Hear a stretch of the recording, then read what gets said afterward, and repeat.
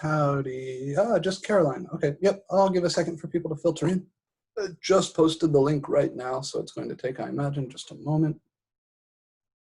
Today we are going to do mostly kind of review stuff for the exam. So we've covered really everything that we need to cover for the test. But I think it would be nice to try and put some of these things in perspective and to try and see, for example, how the trig derivatives, product and quotient rule relate to the graphs and minima, maxima, and all of the things that we've kind of talked about, but from a higher level perspective. The other thing I'd be happy to do today is solve any homework problems you guys would like to look at. I don't want to go in detail through any of the study guide problems, but I would also be happy to give a quick discussion or to solve a related problem. So if there's a homework problem you would like to see, please let me know. And if there is a study guide problem that you're having a hard time with, just type study guide 1 problem blah in the chat and I'll discuss the problem, but I'm not going to give a thorough solution because again, my goal with the study guide is to see what you guys do with that material so I can give you feedback that's relevant for the exam. So I'm going to go ahead and turn on my screen share and flip over to the DocCam. And we'll get rolling.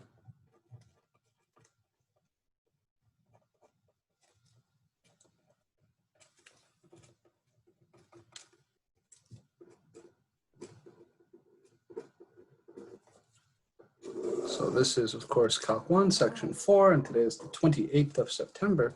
Today,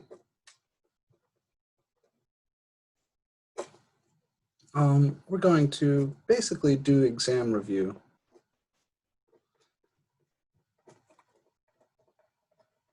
We're going to look at the exam 1 content. We're going to solve some homework problems.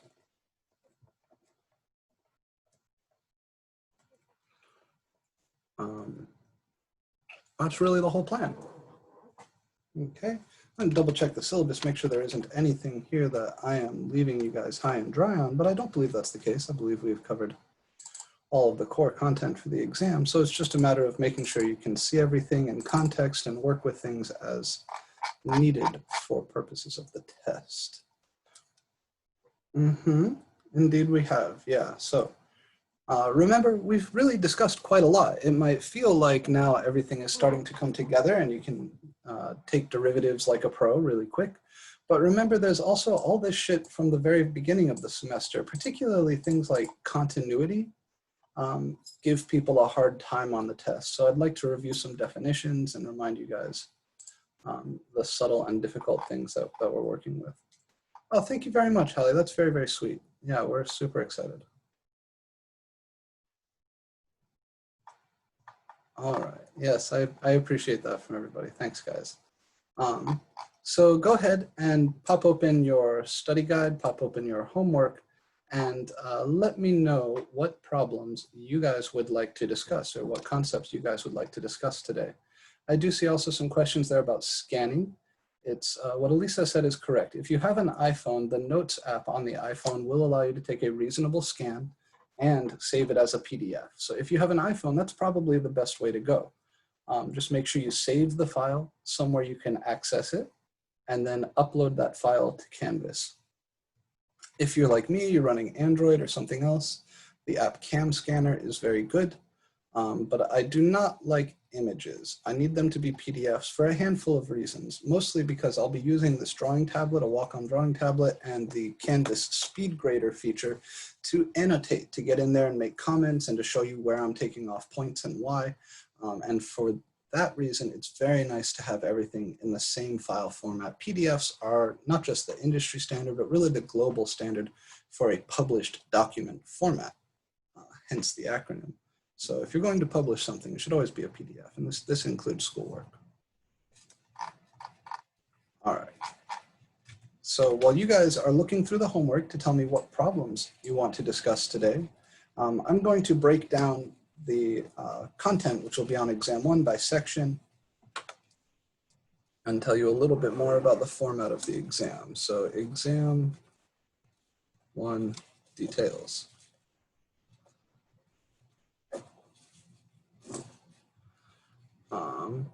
There will be between 10 and 20 questions, a mixture of true, false, and a word of warning, my true, false are infamously tricky, so take your time on them. Multiple choice.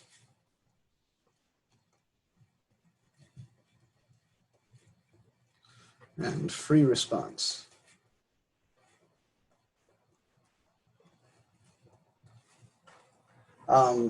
Usually the way I do this is that the true false questions are worth 2, the multiple choice are worth 3, and the free response are worth 5.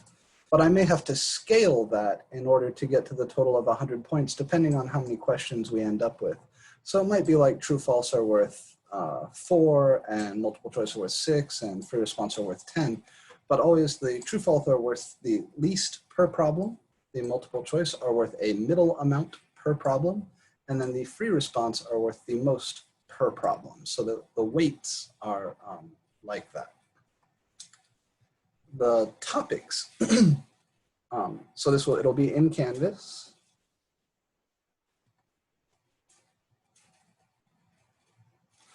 Proctored using HonorLock.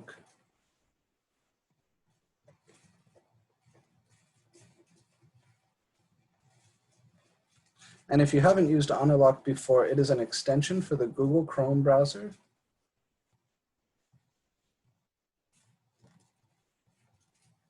So you'll have to download Chrome and install that extension. For this, you will need a working webcam.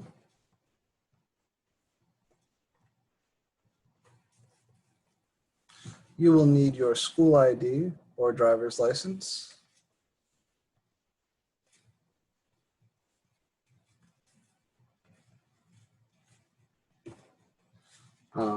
What else? You'll need an isolated environment.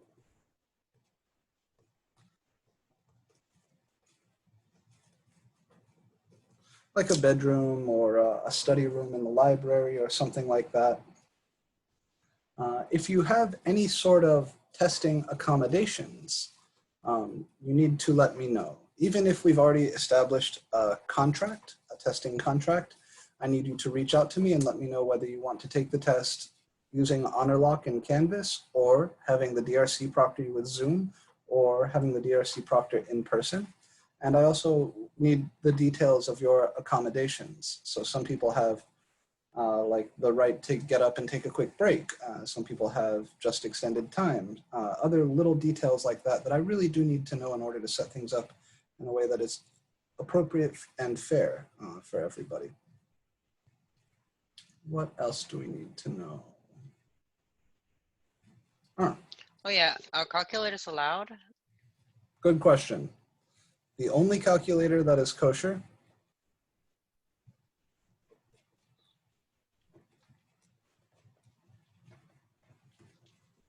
the only calculator that is allowed is the TI-32XS.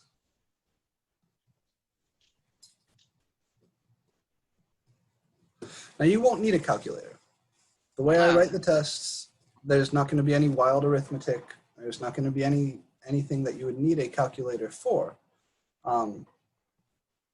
So don't stress about that. You do need to know your unit circle, and it's the case that you cannot use any calculators that would give you the exact value of the sine of pi over 3 or anything like that. So this is the only kosher calculator, but you don't need a calculator at all. If you feel a little bit uncomfortable not having a calculator, you can borrow a TI-30XS from the library, I believe. Or you can, of course, purchase one, but no other calculators are allowed. And the proctors in HonorLock do have that information. If they see an outside calculator, they will flag it, and I'll be forced to do something about it.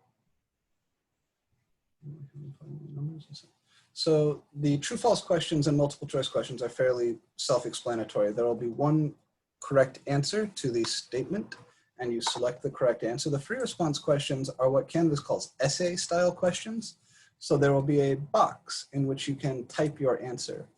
On these, you need to type your final answer only.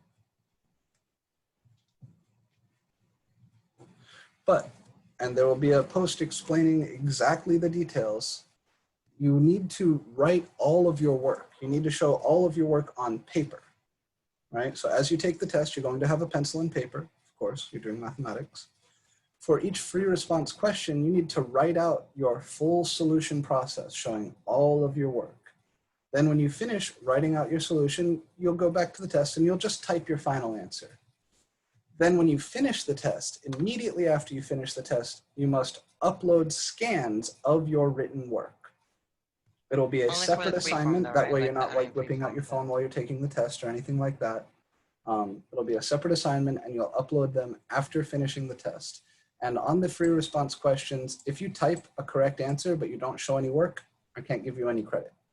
So you need to make sure that your written work is legible and scanned and submitted within about 10 minutes of when you finish the test. So again, I will be posting an announcement with the exact details and rules for how and when you need to get that work scanned and submitted. But We only need to scan the free response, right? correct. Yeah, you only need Okay. to scan and submit free response questions. If we say we get the answer wrong on the free response, but our work is all there, would we still like receive some points? Oh yeah. Yep. Okay. Yeah, if you make like a little mistake at the end or a typo or something like that, you know, that's going to be like 90% credit on that problem. I give a lot of partial credit. That's the purpose of the free response. Awesome. If you have awful handwriting, just do your best. I mean, my handwriting isn't perfect. Make sure things are legible. As long as I can read it. You know, I've been doing this for a long time. I've seen a lot of bad handwriting. I'm getting pretty good at reading various flavors of chicken scratch.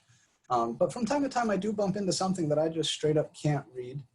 So I'll ask you to be patient and write a little bit slowly if that's necessary to make sure things are legible. But don't panic about it. You know, odds are whatever your normal writing is just fine. And this is another place where the study guide is helpful.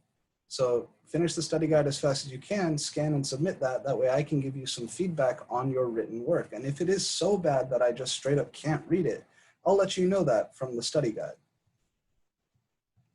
And then you would need to slow down and be a little bit more careful. But odds are whatever you're writing, I'll be able to read. So that was Hallie's question. Sophia asks, will section 3 include graphing? And what if we did work for the true and false multiple choice? We got the question wrong, showed work. There have been, so I've been teaching at Santa Fe for a few years, and before that I taught at UF, and before that I taught at UCF. In all of those years, I think I've given partial credit on a true, false, or multiple choice question like 3 times, where somebody did have like, you know, acres of work and the work was all correct, and then they just like circled the wrong thing, so I gave half credit. But as a general rule, there is no partial credit for these guys, true, false, and multiple choice. They're either right or wrong, especially online here because Canvas is going to grade them automatically as soon as you finish the test.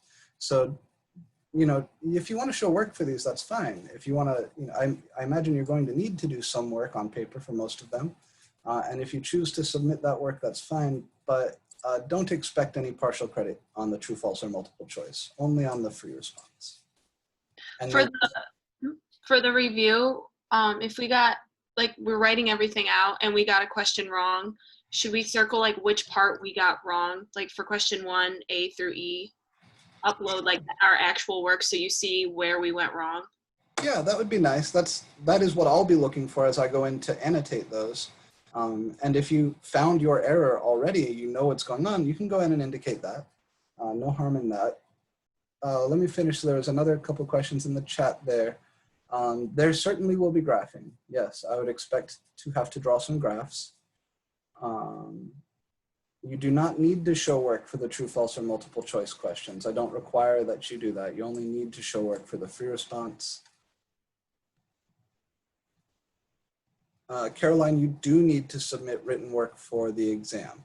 So as soon as you finish the exam, you're going to take your written work for the free response problems, make sure your name's written on it, then scan and submit that in Canvas. So I'll show you how this looks. My other classes, one of my other classes had a test recently, and I can show you exactly what this is going to look like. It was these guys. So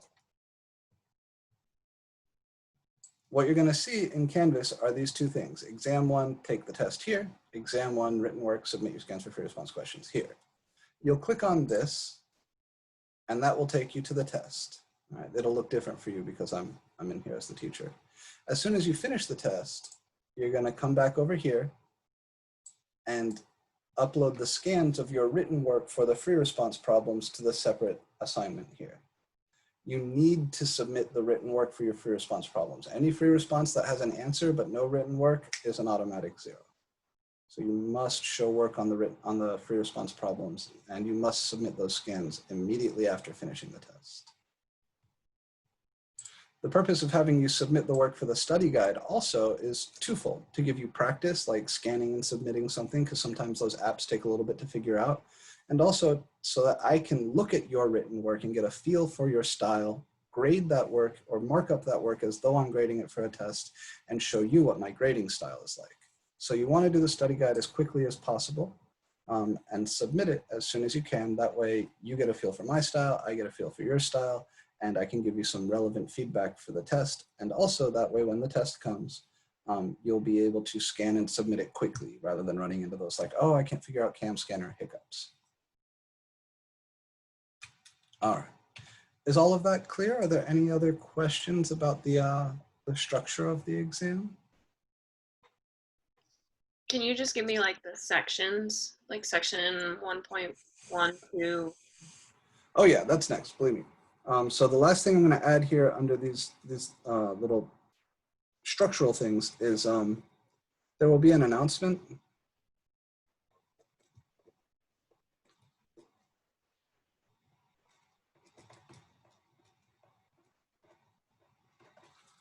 Saying something like instructions for exam 1.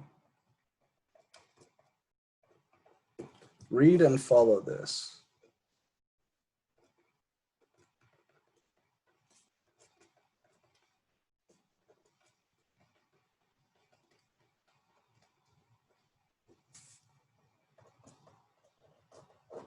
So there is something tragic that can happen here. It is possible that you take the exam and do well on it, that you write out your work, and then for whatever reason, it takes you like more than 10 or 15 minutes to scan and submit the written work.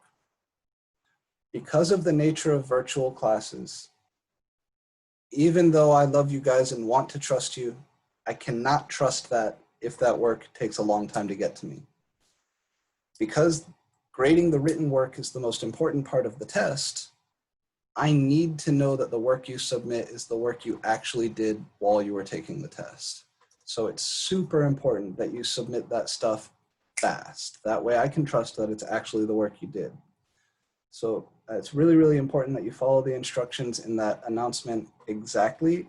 Do not slack on scanning and submitting that written work. If you do run into problems, you're like, the Canvas app isn't working, or I can't figure out how to get this uploaded, or I can't figure out how to get a PDF. For whatever reason, email me a picture of it like immediately. That way I can actually trust that the work I'm grading is the work you did during the test, and that's super duper important. Okay, sections that are on the test. Oh, let's see, is there another thing? After the test, is there gonna be a regrade or a way to get points back? No, I don't really do any of that. There was one instance, the first time I did an online test, where the students did really poorly because they weren't comfortable with the time constraints and the format and everything like that. And I did in that one instance allow a rewrite on one question, but I haven't done it since then, and I don't intend to do it in the future. So what you get on the test is what you get. It is the case that at the end of the semester, the final exam can replace your lowest test score if the final exam is higher than your lowest test score. But that is the only sort of like extra credit rewrite sort of thing that I do.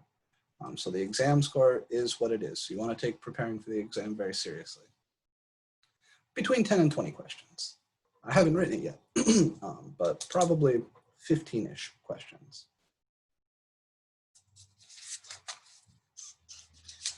All right, sections on the exam. There's a 75-minute test, and I will have a window. I'll open the test 15 minutes before class and leave it open for 15 minutes after class. So you guys, we begin at 12:30. So you will be able to access the test anytime between 12:15 and when does this class end? Is it 12:30 to 1:30, 1:45. So you'll have access to the test from 12:15 to 2 p.m. and you'll be able to take it during any 75-minute window or 75-minute block within that window. So again, all of those details are going to be in the announcement. Make sure you read the announcement carefully.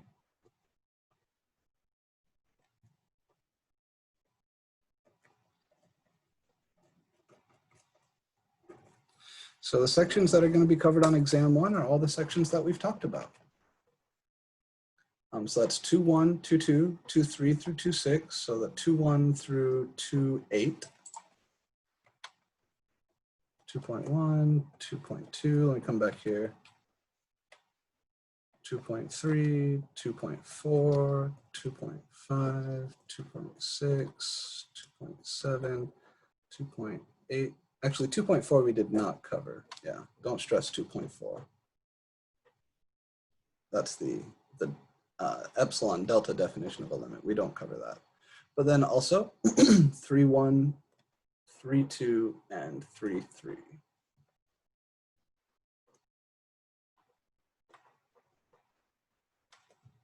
Okay, so 3.3 is trig derivatives.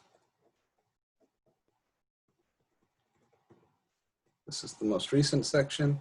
3.2 was the product and quotient rules.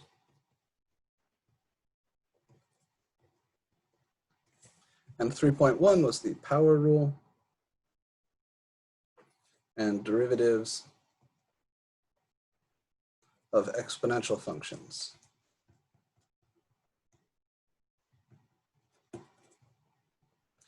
(2.8), this was on the derivative as a function.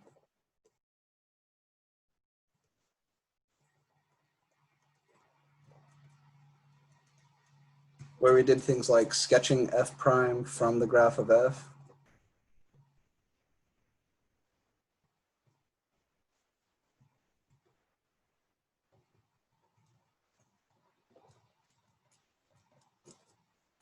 (2.7) was on the derivative as rates of change.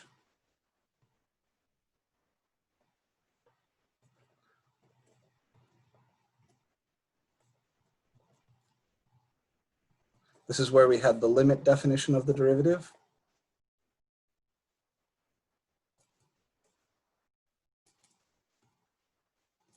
And also the concept of differentiability.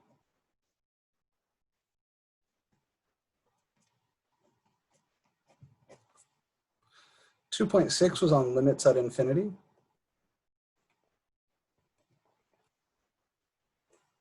(2.5) was on continuity. 2.4, this we didn't cover.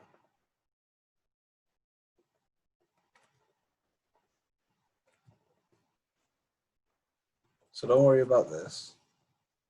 If you're curious about 2.4, it's a great section. It's on the rigorous definition of a limit.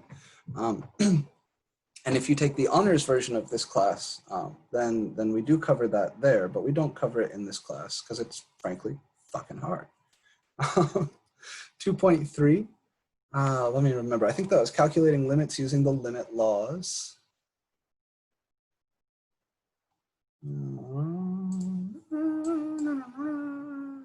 2.3 was, yeah, limit laws.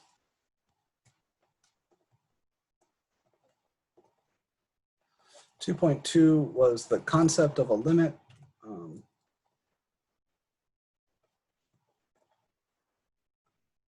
Like getting limits from graphs.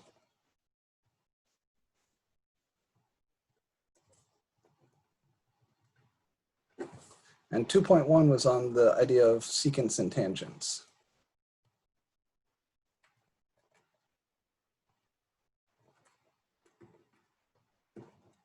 Okay, so these are the sections that are on the test and roughly the topics.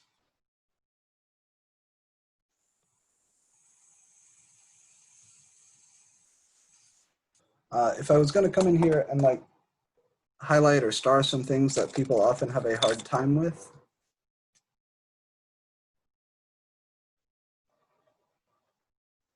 differentiability, right? So this is the limit that defines f prime of a existing.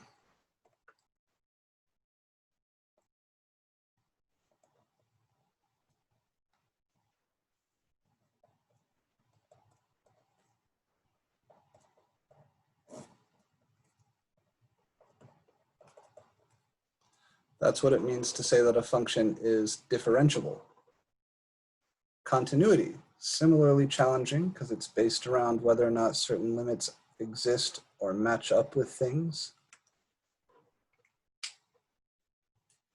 The definition of being continuous at x equals a means the limit as x goes to a of f of x is equal to f of a. And remember, there's three ways for that to fail.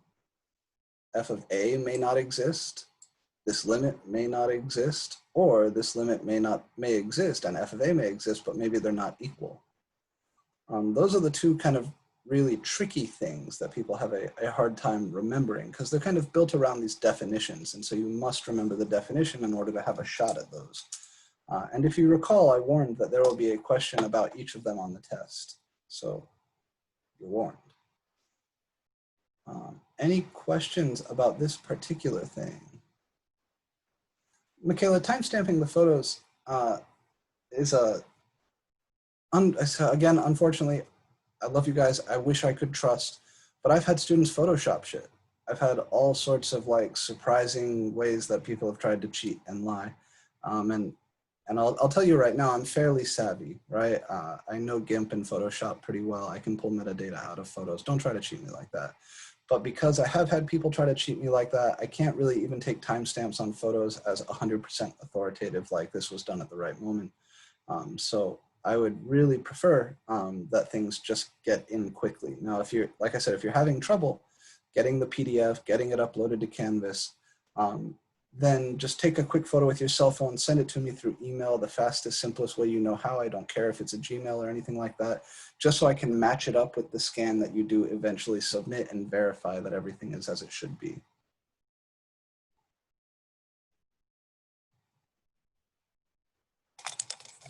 Okay, any other questions about exam structure, rule for the exams, or any of this stuff, the topics that are on the exam? Any questions about that sort of thing?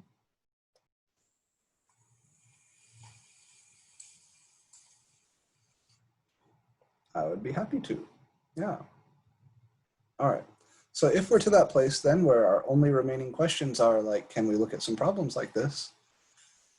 I think I received an email requesting a particular collection of problems. Where was it? Alex? No, it wasn't that. Let's see. So Hallie would like to see a few from 2123. And again, go ahead, look through your homework, look at the study guide, and let me know what problems you guys want to solve. I'm going to go ahead and dig up 21 through 23 in the textbook and grab a few from there. But while I'm doing that, I would like you guys to let me know what else you want to see today. I'll leave this here while I'm digging.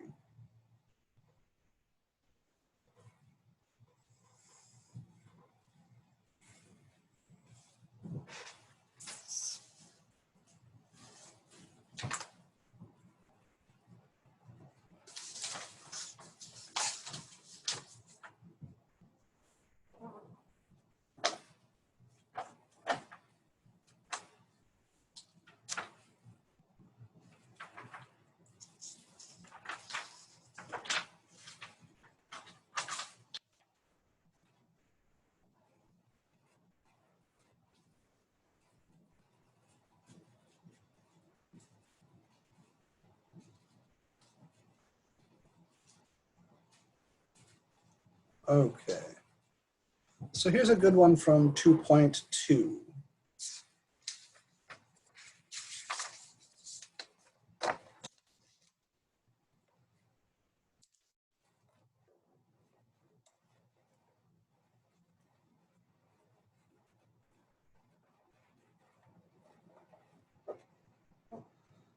They're given a piecewise function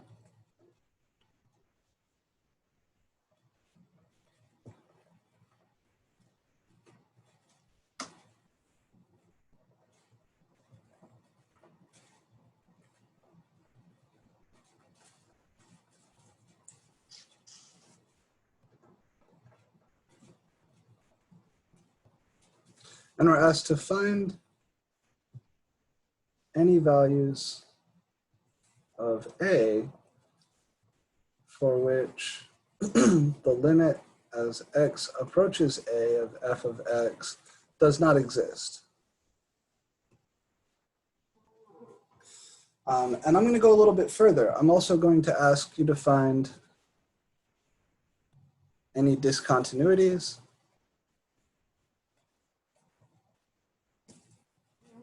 And maybe even we'll talk about differentiability. So what we need to do this is the graph, right? I mean, you could work directly with the algebra and try to see, but it's not going to be a simple thing. With the graph, it is a simple thing.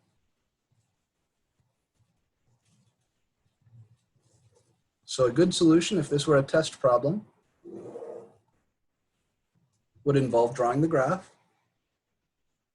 I'll mark here, -1, over here, +1, because that's where my function splits, right? It's 1 plus x to the left of -1, x squared between -1 and 1, and 2 minus x to the right of +1.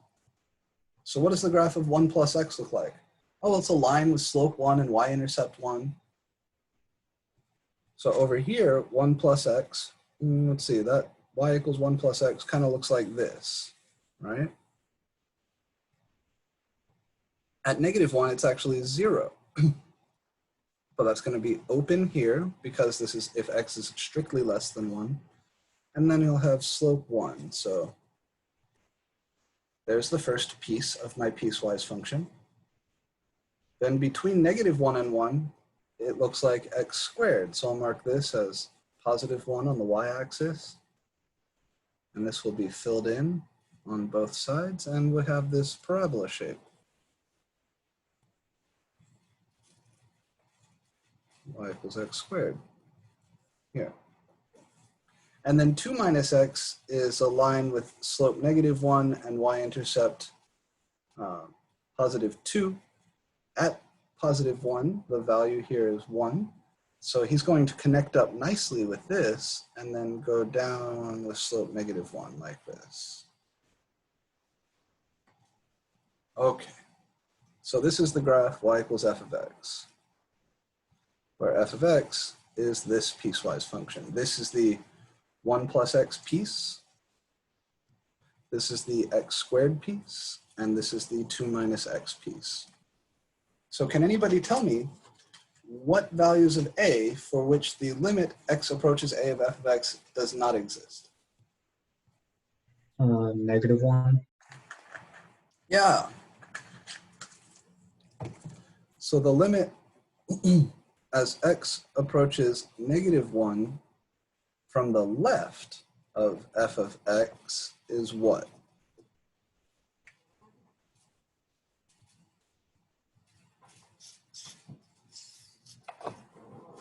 Zero. Good, that's coming from this piece of the graph, right? If I'm just to the left of -1, that means I'm over here. And if I imagine walking closer and closer to the x coordinate -1, my y value is getting closer and closer to 0. And the limit as x approaches -1 from the right of f of x is what?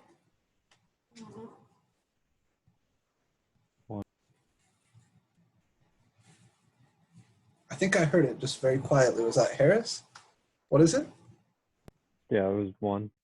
Yeah, it's +1, because if I'm coming over along this graph from the right and trying to sneak up on the x coordinate -1, that means I'm walking along this piece and I'm going up here, which is +1. And since these are not equal, since the left limit and right limit are not equal at a equals -1, the overall limit lim x to -1 f of x does not exist. And that's it. That's your solution to this problem. Is f of x differentiable at -1?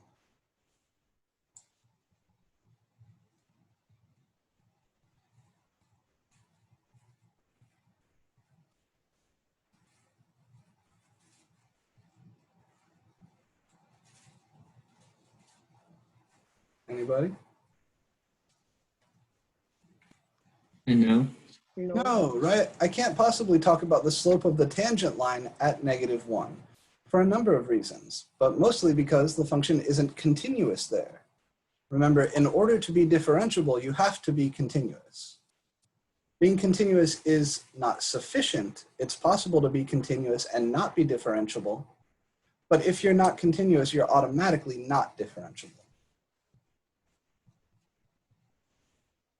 So this is what we would call a jump discontinuity. We would say there is a jump discontinuity at -1. And that coincides with these one-sided limits being different and the overall limit not existing. Everywhere else, the function is continuous, right? This is one continuous solid piece, and this is one continuous solid piece. Is there anything else interesting going on here? We said the function's not continuous or differentiable here. Is there anywhere else the function is not differentiable? 1. Good, over here at +1. Here the function is continuous, but it's not differentiable. Why is it not differentiable? Because of the peak? Yeah, this is a sharp corner. The slope of the tangent line as you come in from this side is 2. The slope of the tangent line as you come in from this side is -1. So here you have this sharp peak, it's not smooth. So here,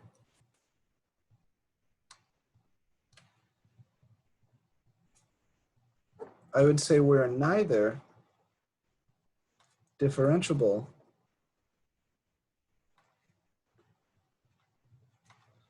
nor continuous. Here, we are continuous, but not differentiable.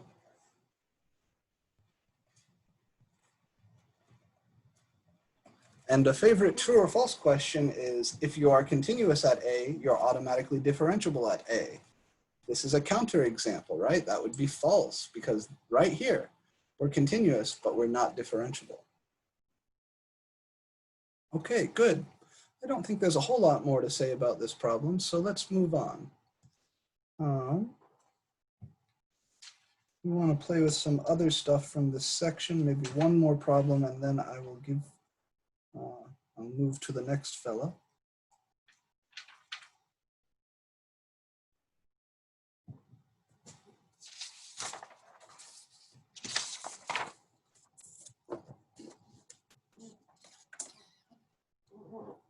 Let's find the limits for the function graphed below.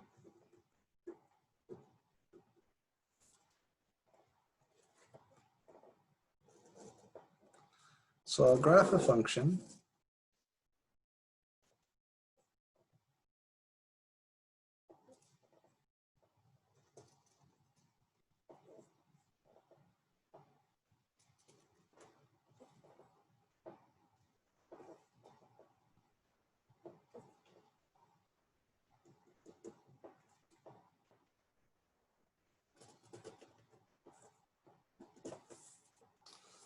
And let's do a little something like this.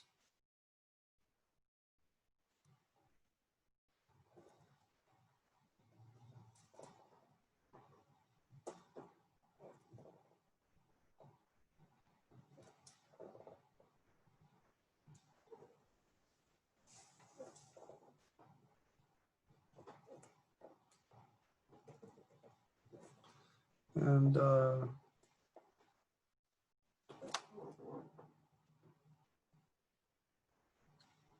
I suppose that's enough. Okay, so we'll say this is the graph y equals f of x. We'll say this over here is -1. We'll mark this y value here as 1, and this y value up here as 2. Okay. And let's call this E just for fun.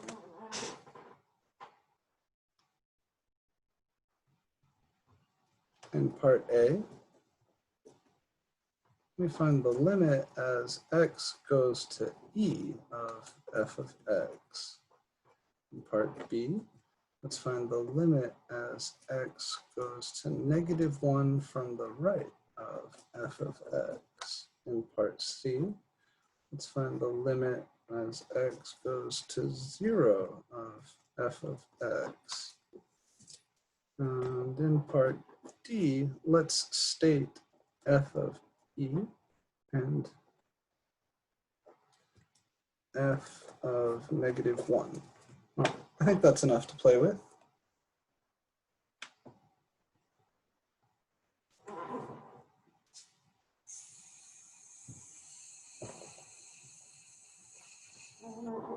What is the limit as x approaches E of f of x?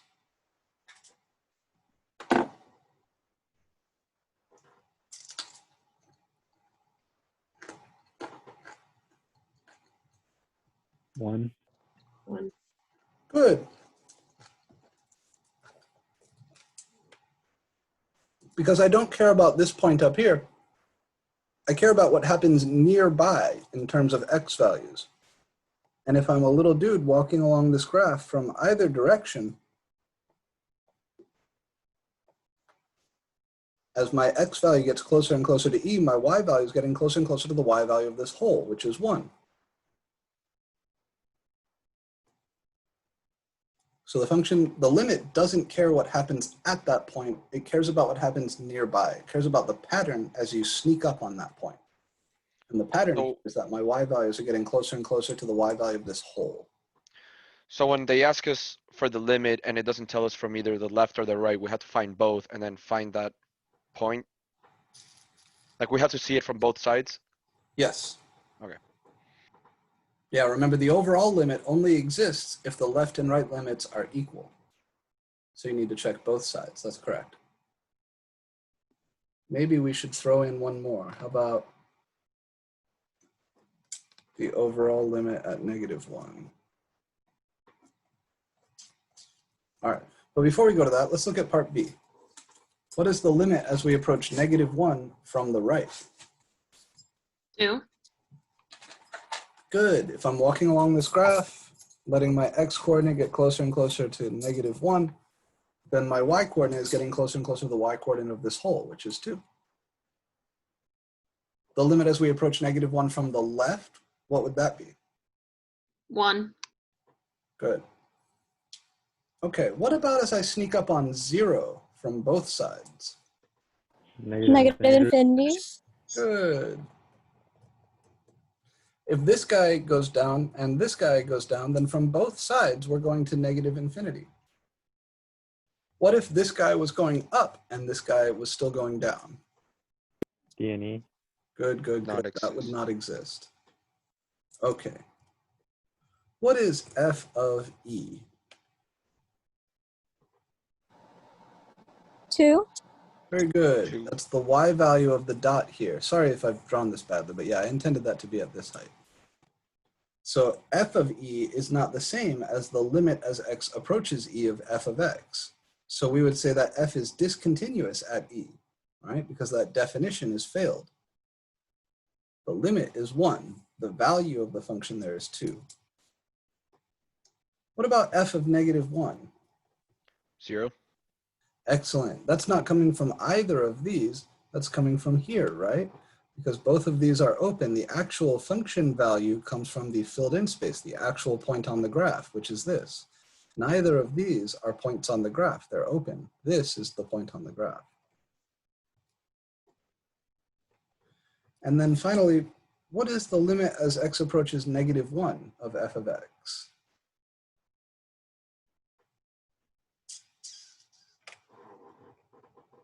Does not exist. Excellent. This is DNE. As I approach -1 from the left, I'm going to 1. As I approach -1 from the right, I'm going to 2. Since those two limits do not match up, the overall limit does not exist. So this is another way to fail to be continuous, even though the function is defined there. The overall limit doesn't exist, so automatically we're discontinuous. And the answer to Elisa's question is yes. F of 0 is also not defined, right? We have a vertical asymptote, so 0 is not in the domain. There is no point on the graph whose x coordinate is 0. All right, you guys did excellent on that, really nice.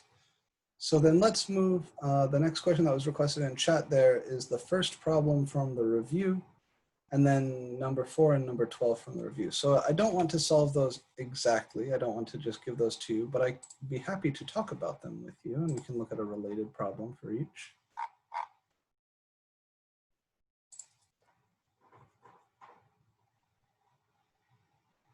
So this first problem here is actually very similar to what we're doing, only you've got two graphs to play with at once. We specifically wanted to see parts E and F. Ah, yeah, these are fun. Okay, so let me sketch for you two graphs. We'll call one F and we'll call the other G.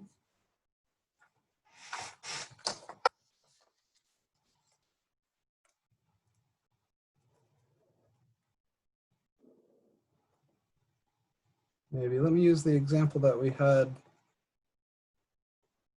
a minute ago for F. I think that looked something like this. So this is 1, 1, and -1.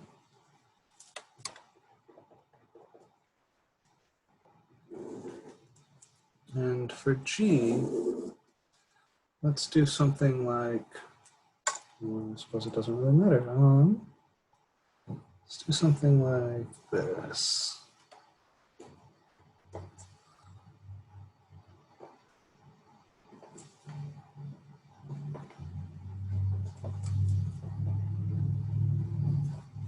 And over here, and we'll bring this down here. And over here we can do,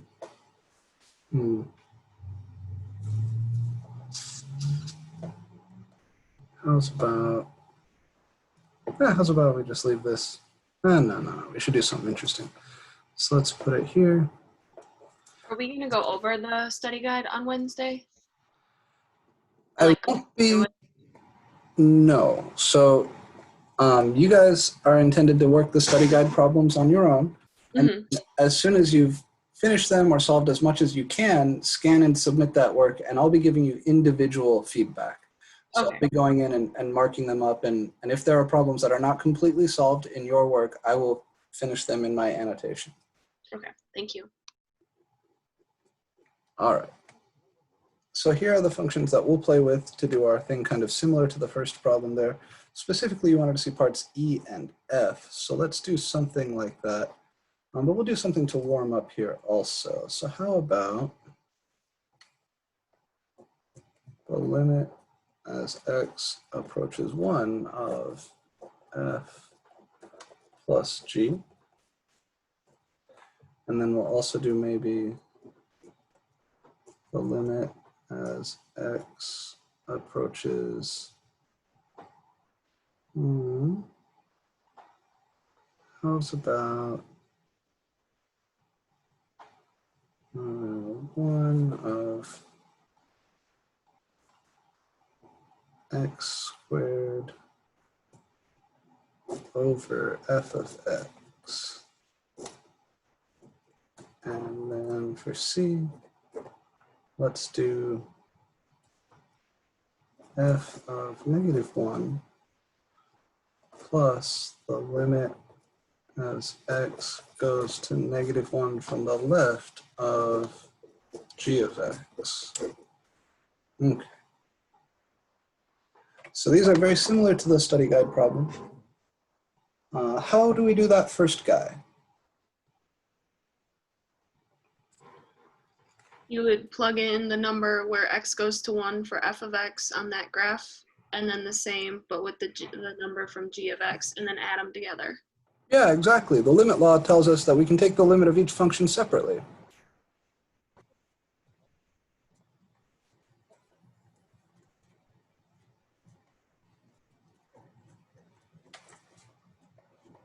So as x goes to 1 in f of x, from either side, the y value is approaching 1.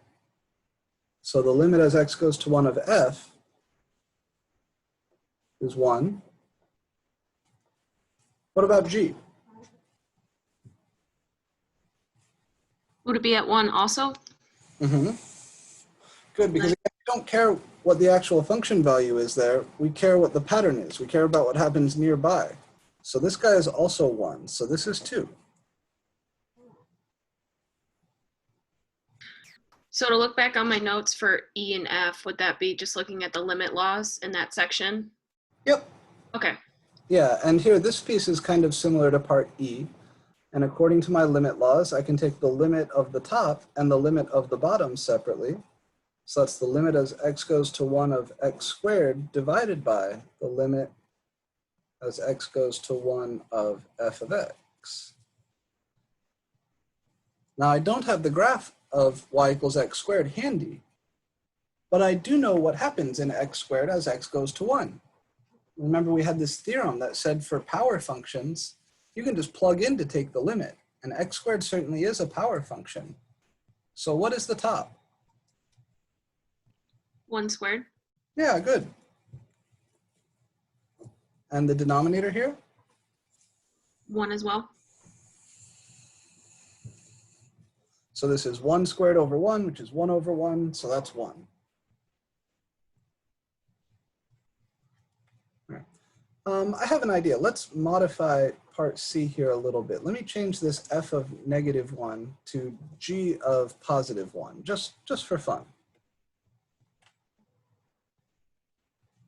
What is g of +1?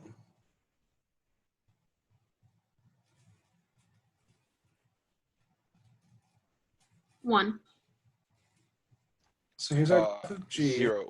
I changed this because it's a little bit sneaky. Yeah, so g of +1 isn't coming from the limit. Remember, this is just the function value. There's no limit here. Oh, yes, yes, So yes. this is going to be the y value of this point, which is 0.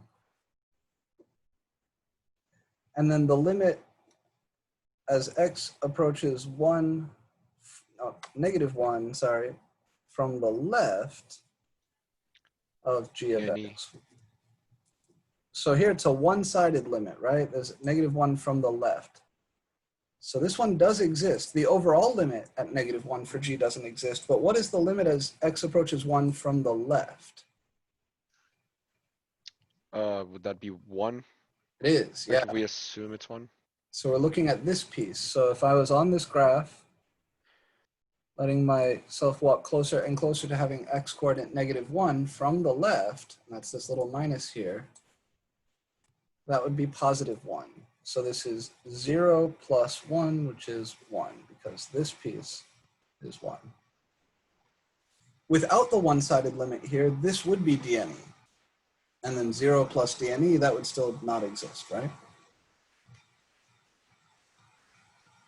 So I hope that clears up that first study guide's more difficult portion, for study guide problems, more difficult parts. We also wanted to see 4, it looks like 5, 12, 9, 15. So let's take a look at number 4. This is good. So again, I don't want to spoil the precise problem here. Let me see.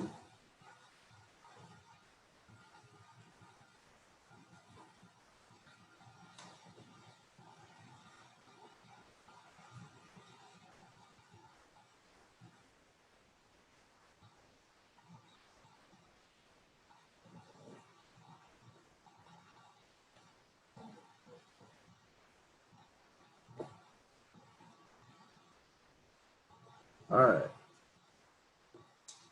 So how would we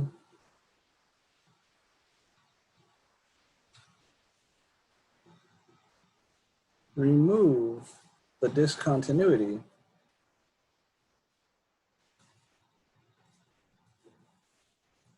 at x equals -1?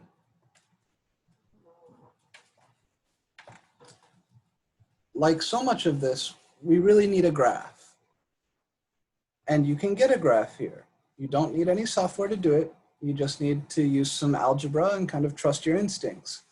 Any ideas as to how I could get a graph of this function easily?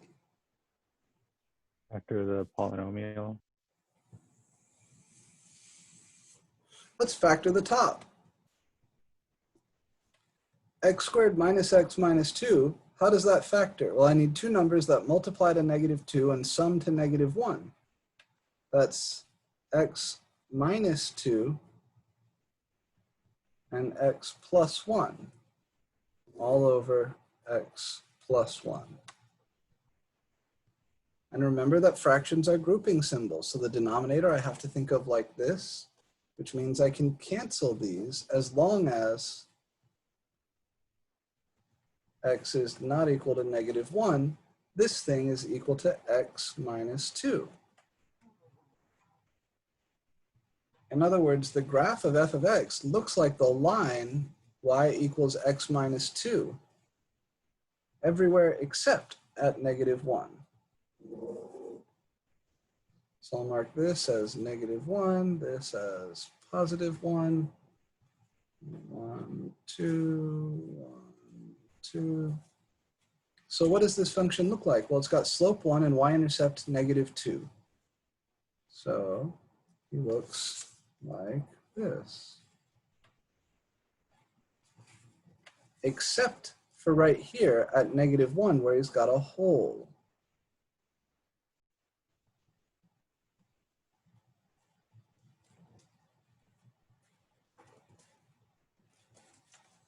So this is the graph of f of x.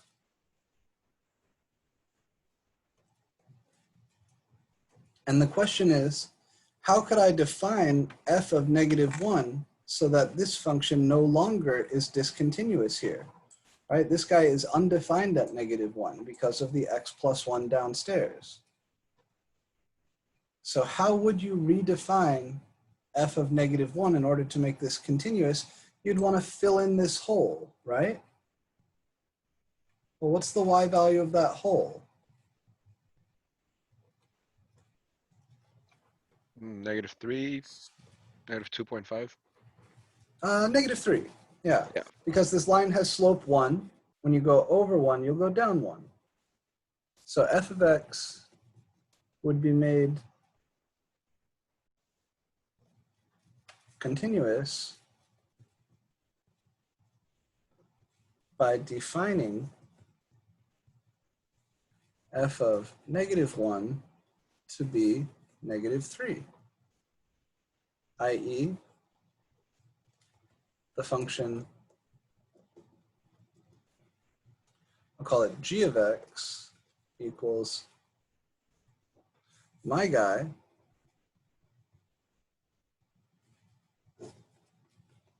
if x is not equal to -1 and -3 if x is equal to -1. This is continuous everywhere. Because the only place where the original function, this guy, had a discontinuity was at -1. And I fix that by filling in the hole.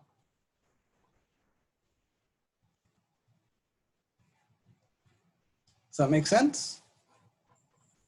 So the answer would it be -2 or -3? Right here. Yeah, -3.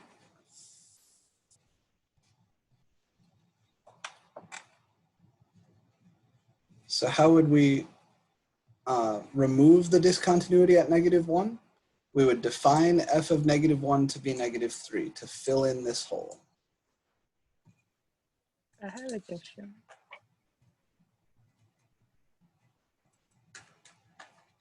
Is that making sense?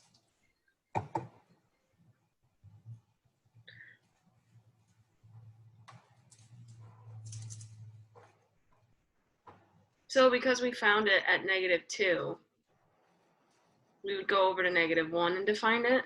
I don't know, I'm stuck at how it's -3. Where's the -2 coming from? So the y value of this whole, maybe I haven't drawn it quite well enough. The y value of this whole is -3. Mm-hmm. I want to fill in that hole. So I need to take my function's output at -1 and make it the y value of this hole.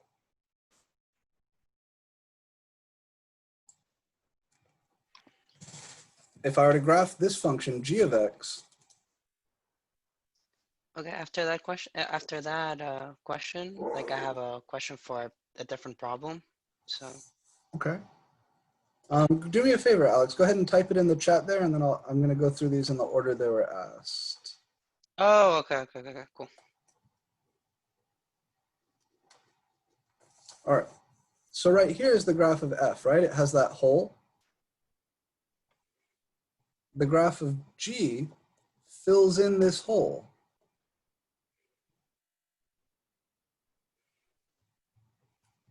So this is the graph of the function g of x.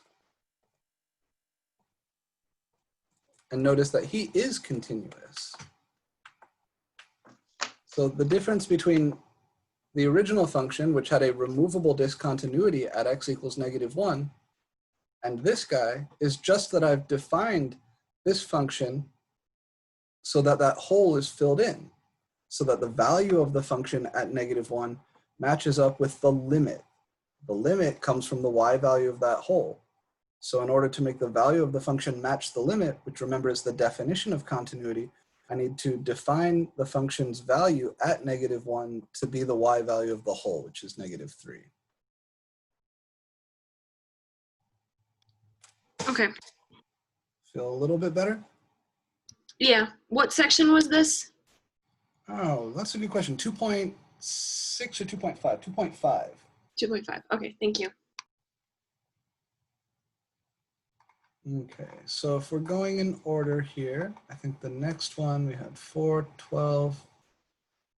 So let's take a quick look at 12. Here we want to differentiate.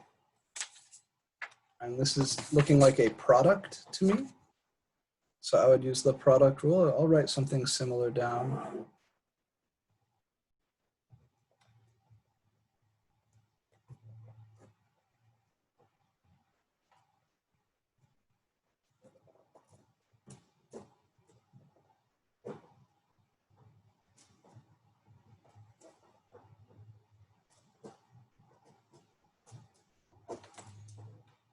All right, find our prime.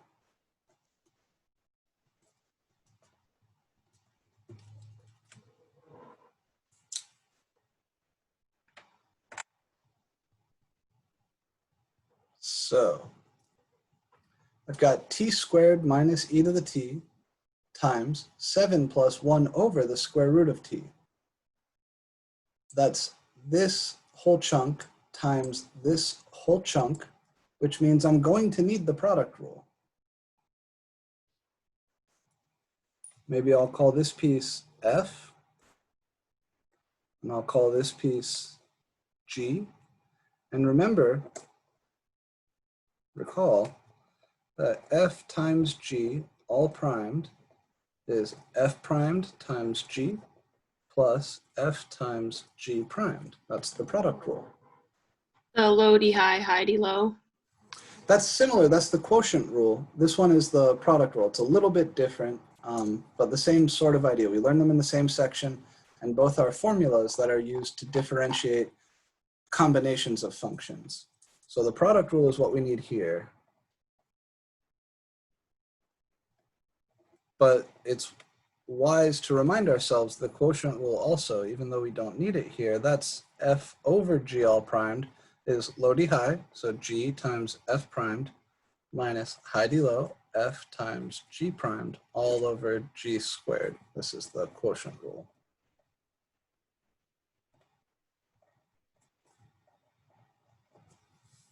So here the one I need is the product rule.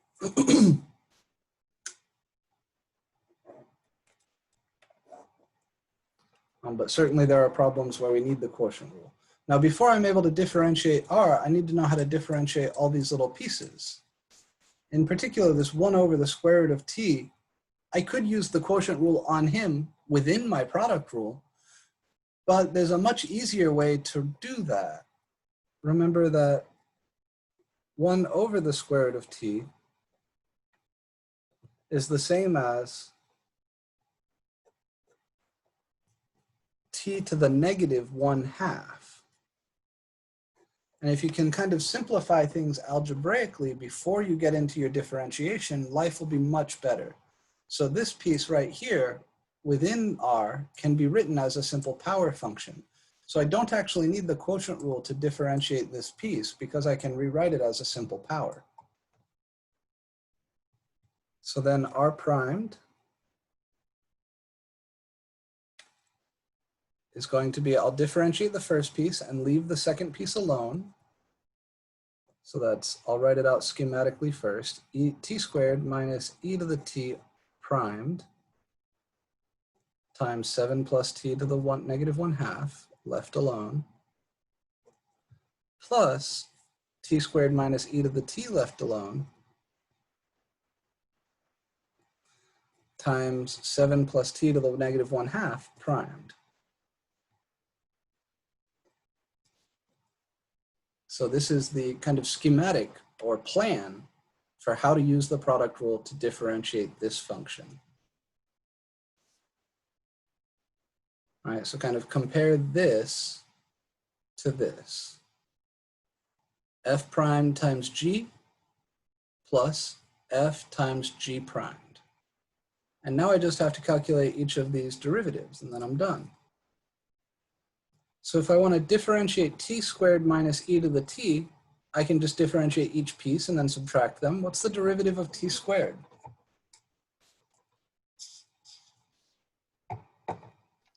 Two t. Good. And the derivative of e to the t? E to the t. Good. And I leave this piece alone.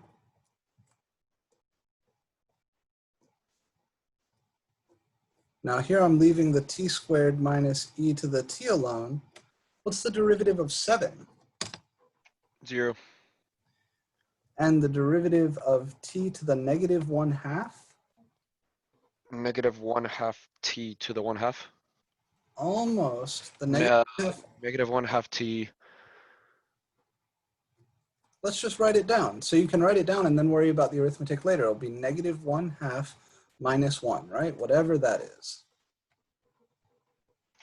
Negative 3 over 2. Very good.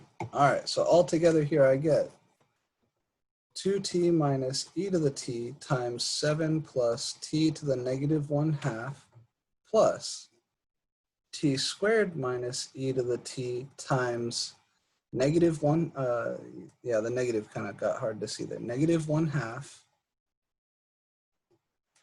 t to the negative 3/2. So that would be my derivative.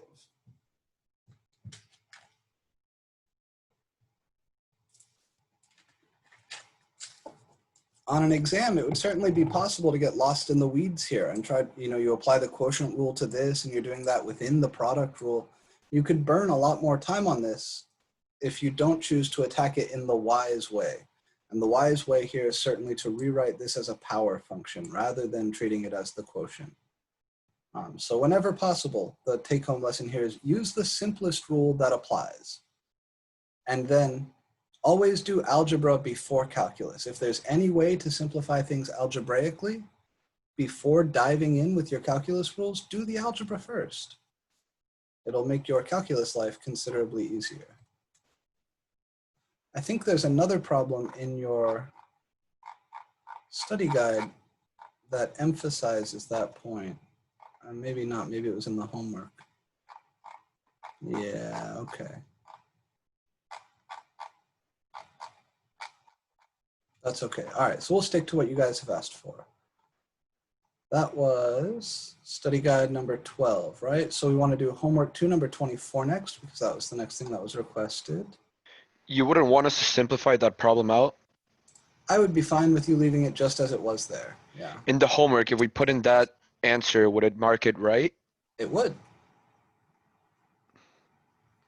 Yeah, WebAssign is not picky about simplification unless they explicitly tell you to simplify it in one way or another. So homework 2, number 24 is identical to one of the study guide problems, isn't it? It was very sneaky. I can walk us through this one. The game here is actually really similar to the continuity problem we did a second ago.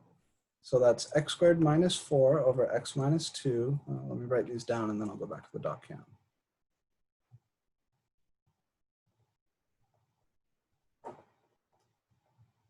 If we're to the left of 2,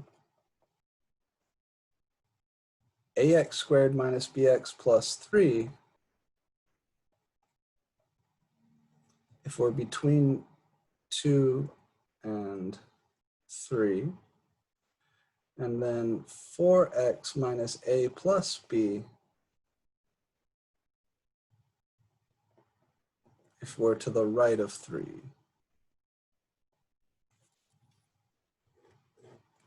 Okay, so we want to find a and b to make f continuous.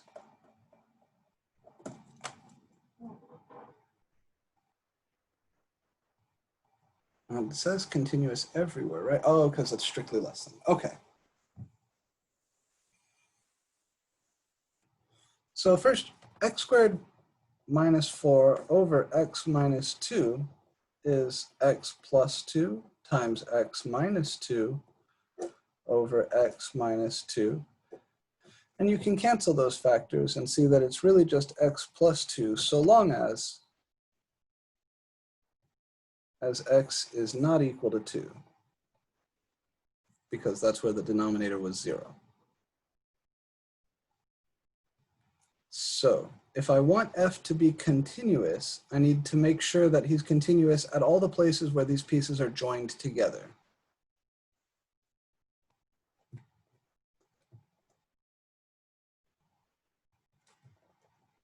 To be continuous at a equals 2, we need the limit as x approaches 2 of f of x to be equal to f of 2, right? That's the definition of continuity at 2.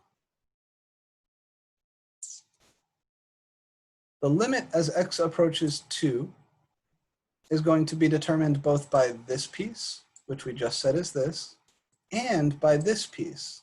The left and right limits have to match. F of 2 itself is determined by which of these three pieces. Call this 1, 2, 3. Which of the three pieces tells me f of 2?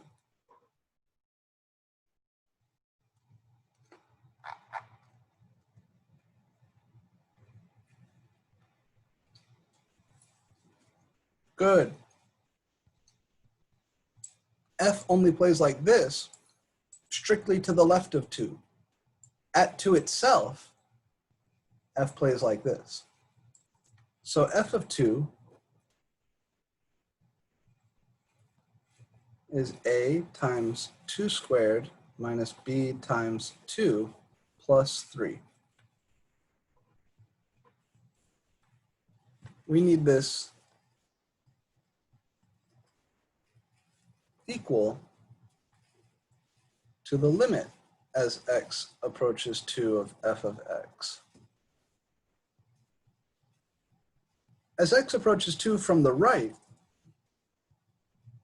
we get the same thing as we just calculated. Because there I'm considering x's which are a little bit bigger than 2, so I would use this formula. This is a polynomial, so I can calculate the limit just by plugging in. So f of 2 is automatically equal to its right limit. But what about its left limit? The limit as x approaches 2 from the left of f of x, that's going to come from this piece.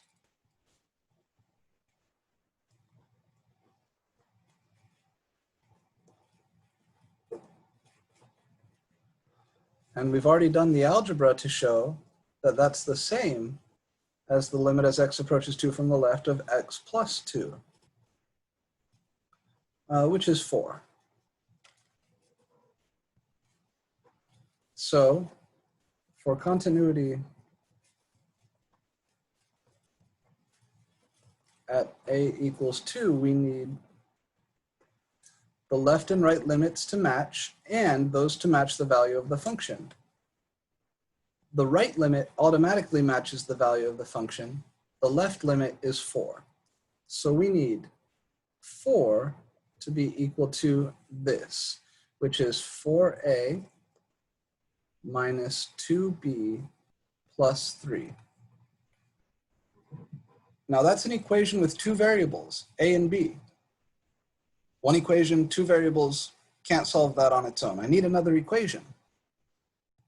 I need a system of equations involving a and b. And thankfully, in addition to worrying about what happens at 2, I also have to worry about what happens at 3. Similarly, so we're going to tuck this in our box. This is important. We're going to use it in a minute. Similarly, for continuity at a equals 3, we need the limit as x approaches 3 of f of x to be equal to f of 3. And just like this led to an equation, this will lead to an equation. And those two equations we can solve as a system to find a and b. F of 3 itself comes from the third piece here. So that's 4 times 3 minus a plus b. That's 12 minus a plus b. And we need that to be equal to the limit as x approaches 3. And again, the right limit is automatically the same as f of 3 because this is a polynomial. So the limit as x approaches 3 from the right is automatically this guy. Oh, I should say equals lim x to 3 plus f of x.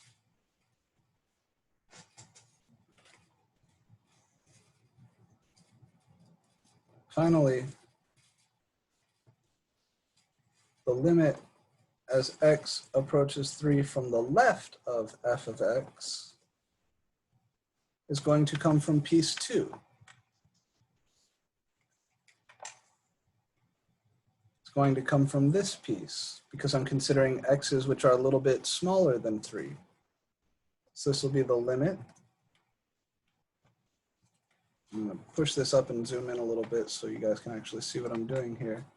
This will be the limit as x approaches 3 from the left of ax squared minus bx plus 3,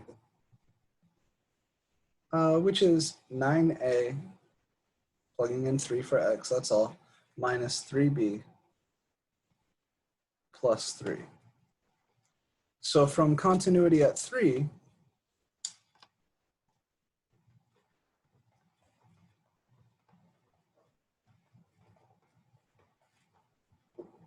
requires that all of these things match up, that this matches this. So 12 minus a plus b equals 9a minus 3b plus 3.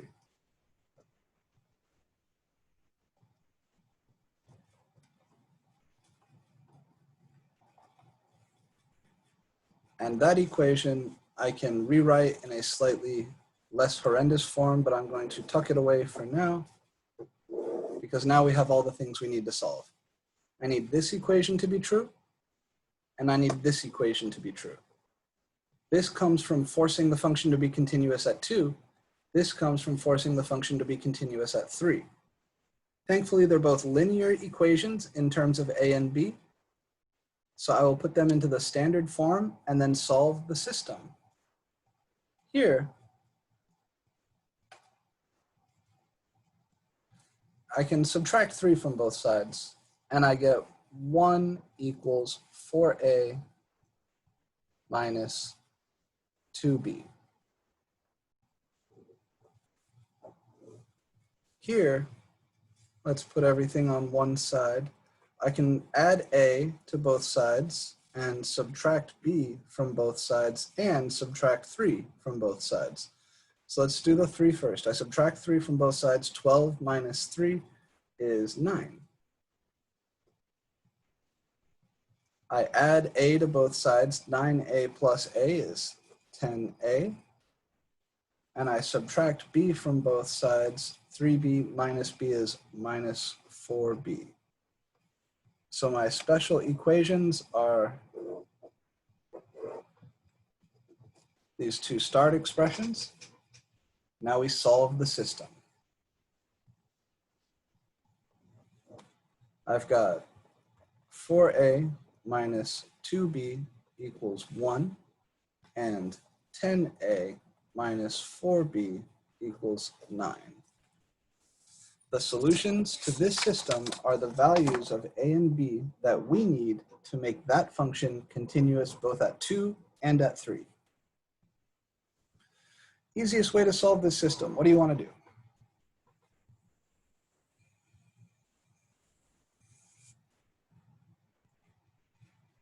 I vote we So you want to multiply one of the equations and then cancel one of the variables, multiply the top equation by -2. Good. I vote we eliminate b exactly as Alex described. Multiply everything here by -2 and then add it to this guy.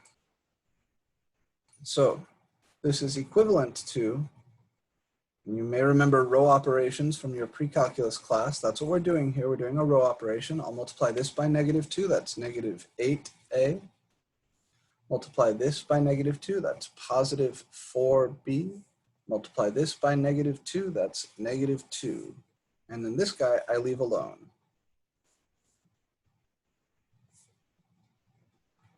Now you add these up. -8a plus 10a is 2a. -4b plus positive 4b is 0b. 9 plus -2 is 7. So a is 7/2. Finally, to find b, I substitute this back into either of the original equations.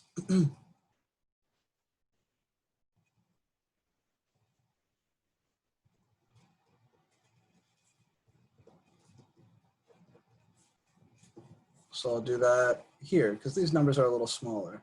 So 4 times 7/2 minus 2b equals 1. That's 28/2 minus 2b equals 1. So -2b has to be 1 minus 28/2. So -2b is, this is 28, or 2/2 minus 28/2. 2 minus 28 is -26/2. So finally, b is this divided by -2, or multiplied by -1/2. So that's positive 26/4. And we can cancel a factor of 2 there. That's 13/2. So this and b equals 13/2. Those are the values of a and b that make this function continuous everywhere. This problem's tricky, no doubt. And that's why I don't have a problem, even though this is really identical to the one in the study guide, I don't have a problem going through it. This is a little harder than something I would put on the exam in terms of what you need to do to actually follow through and solve. But the concepts are totally fair game. So I could give you a piecewise function with a constant a in it and say find the value of a for which this function is continuous. The business of having to set up two different situations like that and then solve a linear system, that's a little more than I would ask you to do on an exam. But really what we're doing, we plug 2 in here, right, into the simplified version, and you plug 2 into this guy. You set them equal. That will guarantee continuity at 2. That's where we got our first equation. Then you plug 3 in here and 3 in here and set those equal. That will guarantee continuity at 3. Each one of those gave me an equation. Why did you pick 2 and 3? Because Because those are the only inequalities. places where this could be discontinuous, right? These are polynomials. They're continuous everywhere on their own. This is a rational function. It's continuous everywhere except where the bottom is 0. So the only ways for f of x to be discontinuous are either these two were joined together wrong, or these two were joined together wrong. And that means that the only places you have to worry about are 2 and 3. So plug 2 in here, in the simplified version, plug 2 in here, set them equal. That'll give you an equation. Plug 3 in here and plug 3 in here, set them equal. That will give you an equation. Those equations are this and this. Solve the system, you'll get A and B. I could ask you to do one of those on a test. Like I give you a piecewise function to find like these guys and tell you find A to make this continuous at 2. Something like that would be fair game. Got it. Thank you. All right, we are running short on time here, right? Where are we at? 1:57. Yeah. So we made it through to, what was this? Number 24 from homework 2. There's a handful of other things that you guys wanted to see. So what would be perfect for that? Come on by office hours. I have my normal office hour this afternoon. Otherwise, we are also going to be reviewing on Wednesday. So hold on to those problems that you wanted to see that we didn't get. Write them down somewhere. Make sure you remember to ask those next time. And that will be our last bit of review before the exam, which again is next Monday. What's the office hours study again? 3:30 to 4:30. Thank you. All right. I got to run. I also have a class at 2. So take care, guys. I will see you either this afternoon or Wednesday.